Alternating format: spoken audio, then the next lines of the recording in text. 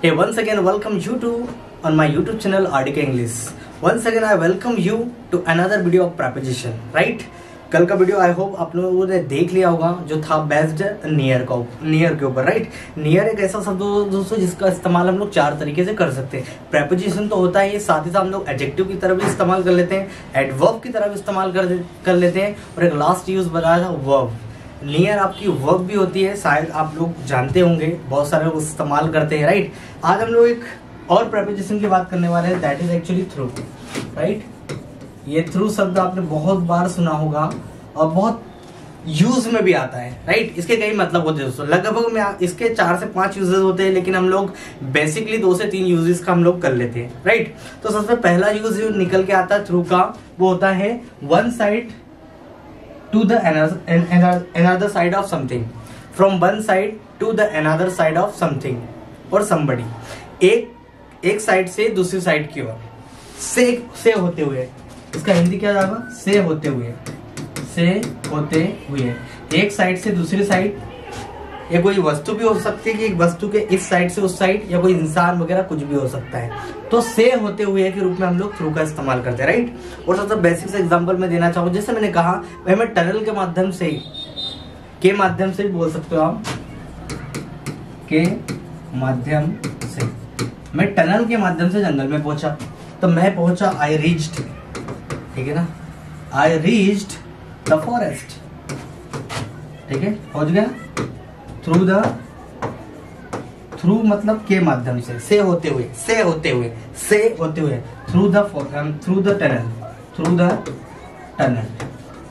Right, जैसे मैंने कहा मैं मार्केट से होते हुए आया, मतलब से गुजरा और वहां से होते हुए आया. आई केम थ्रू द मार्केट. मैंने कहा मैं नदी के उस पार गया रास्ते से होते हुए. I went to the river through the track. I went to that side of the river through the track. What I'm trying to say you, I went to that side of the river through the track. तो मतलब से होते हुए के माध्यम से होते हुए, इसका यहाँ पर जो जनरली मतलब होता है से होते हुए, किसी चीज से होते हुए गुजरना, तो वहां पर हम लोग यूज कर देते थ्रू का. राइट, सबसे कॉमन यूज होता है पहला. आई होप मेरे पॉइंट आपको क्लियर हो गया होगा. राइट, जैसा मैंने कहा Ram went to the forest. Ram कहाँ गए भाई? जंगल में. through the caves वैसे होती है गुफा, तो गुफा के माध्यम से वो जंगल में पहुंचा. तो मतलब किसी चीज के माध्यम से होते हुए गुजरना हम लोग वहां पे प्रयोग करते थ्रू. राइट, आई होप मेरा पॉइंट क्लियर हो गया हो. दूसरा हम लोग इसका यूज करते थ्रू का भैया, जनरली होता है के माध्यम के रूप में. के माध्यम से, के यहाँ भी एकदम वैसा ही होता है, लेकिन थोड़ा सा अलग होता है. मान लो कि मैंने कोई लैंग्वेज को सीखा है, ठीक है ना, आप कोई लैंग्वेज को सीख रहे हैं, और आप जहां से सीख रहे हैं वो सोर्स क्या है सीखने का, उसके लिए हम लोग थ्रू का यूज करते हैं. We have learned English through the net, through the videos. हम लोगों ने अंग्रेजी सीखी वीडियो के माध्यम से. Right, I have improved my English through the book. किताब के माध्यम से मैंने अपनी अंग्रेजी को इम्प्रूव किया. आई लर्नड इंग्लिश, ये एग्जाम्पल आपने काफी बार सुना होगा. आई लर्नड इंग्लिश, मैंने अंग्रेजी सीखी. अब जिस माध्यम से सीखी उससे पहले आप क्या लगा दोगे? थ्रू. और आप चाहो तो बुक्स लगा दो, चाहे तो आप वीडियोस लगा दो. ठीक है ना, तो वीडियोस और बुक के माध्यम से भाई साहब ने क्या किया? इंग्लिश को इम्प्रूव किया.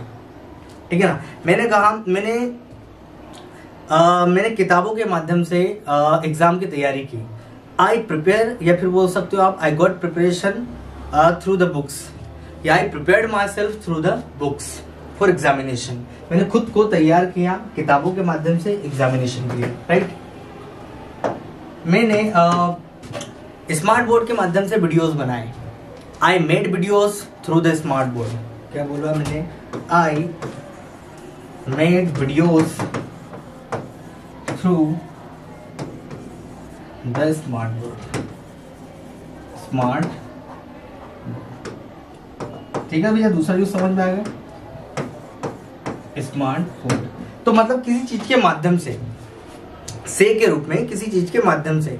तो मतलब जिस माध्यम से आप बना रहे हो सोर्स से पहले आप क्या रख दोगे? थ्रू का यूज करो. तो ये दूसरा यूज होता है, बहुत ही बेसिक यूज है. तीसरा यूज हम लोग थ्रू का करते हैं कारण बताने के लिए। क्या बताने के लिए भैया? कारण बताने के लिए। मतलब एक प्रकार से बोल सकते हैं बिकॉज का काम करता है। किसका काम करता है भैया? बिकॉज क्या दिखाता है? रीजन मार्क करता है बिकॉज, तो कारण दिखाता है। ये क्या दिखाता है? थ्रू का हम लोग यूज कर सकते हैं बिकॉज की तरह। किसकी तरह भैया? बिकॉज की तरह हम लोग थ्रू का यूज कर सकते हैं कारण बताने के लिए। जैसे मैंने कहा we got success through the hard work. मैंने कहा we got success through the hard work. तो मुझे सफलता मिली किस कारण से?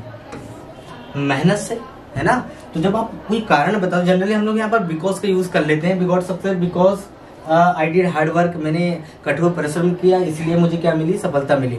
तो यहाँ पर थ्रू का यूज हम लोग कारण बताने के लिए भी कर लेते हैं। क्या बताने के लिए कर लेते हैं भैया? कारण बताने के लिए भी कर लेते हैं। जैसे I learned English language through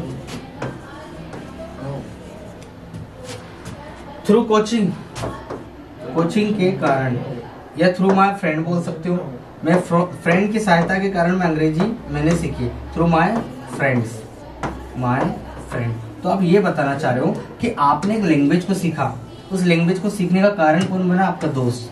तो आपने एक लैंग्वेज को सीखा, वो दोस्त के कारण आप उस लैंग्वेज को सीख पाए। के कारण, थ्रू मतलब यहाँ पर के कारण, मतलब दोस्त के कारण मैंने क्या सीखी? अंग्रेजी सीखी। मतलब वो रीजन बना, उस लैंग्वेज को सीखने का वो क्या बना है?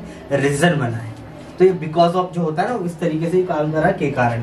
तो यहाँ पर आप देख पा रहे हो कि थ्रू का यूज हम लोग कारण बताने के लिए भी कर लेते हैं सेंटेंस में। लेकिन ये आपको बोलचाल में सुनने को मिलेगा। अच्छे स्पीकर को आप सुनोगे ना तो जरूर मिलेगा। ठीक है भैया। तो ये होगा इसका है तीसरा यूज। और चौथा यूज मैं अपने हिसाब से डाल देता हूँ इसमें। देखो, थ्रू का यूज होता है किसी चीज को कंप्लीट बताने के लिए। क्या बताने के लिए? कंप्लीट, पूरा का पूरा बताने के लिए हम लोग थ्रू का यूज करते हैं। क्या सर समझ नहीं आया?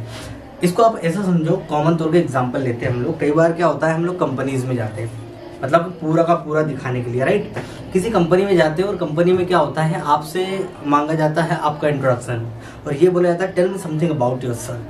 आपका जो रिज्यूमे रहता है वो सामने वाले बंदे के हाथ में, और आप वो पूछता भाई कि tell me something about you.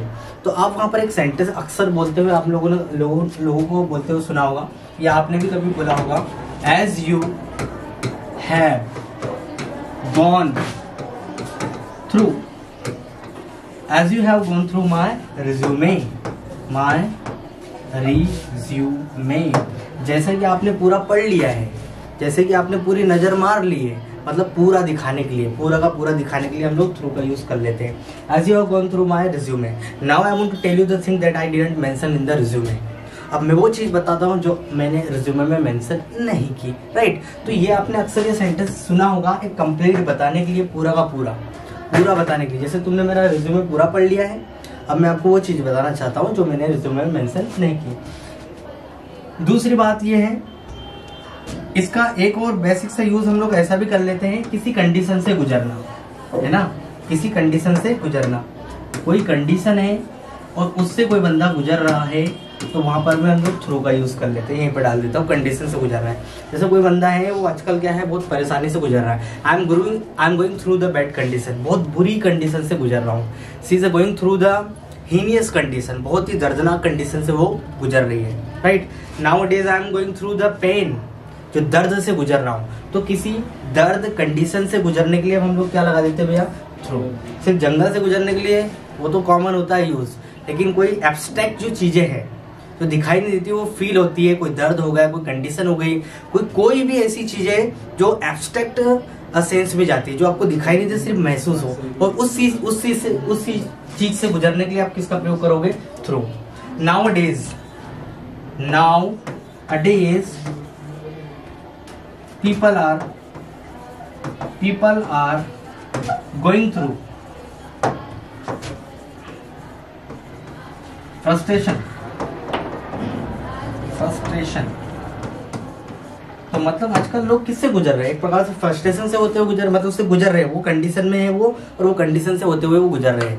कहने का मतलब ये है कि उनकी लाइफ में क्या है, फ्रस्ट्रेशन, और उससे वो जूझ रहे हैं, राइट। तो इस तरीके से भी हम लोग थ्रो का इस्तेमाल कर लेते हैं। आई होप मेरा पॉइंट आपको क्लियर हो गया होगा, ठीक है। चलिए, तो this is all about the simple proposition that is actually throw, right.